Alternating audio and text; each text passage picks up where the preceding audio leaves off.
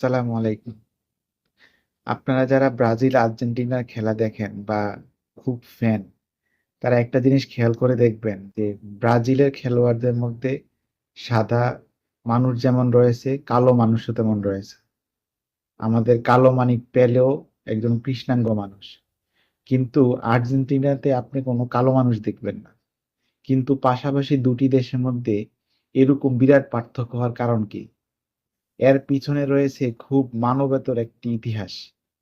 আর্জেন্টিনাতে আশির দশকে 1880 সাল থেকে 1910 সাল পর্যন্ত এই সময়টাতে সকল কৃষ্ণাঙ্গ মানুষদের উপর নিপীড়ন চালিয়ে একটি জাতিগত নিধন করা হয় এবং এরা ইউরোপিয়ান সাদাকে আদর্শ মনে করত, ওদের মতো হতে চাইত। আফ্রিকান থেকে যে কৃষ্ণাঙ্গ দাসদেরকে নিয়ে আসা হয়েছিল, এদের বেশিরভাগকে তারা বিভিন্ন উপায়ে মেরে ফেলে।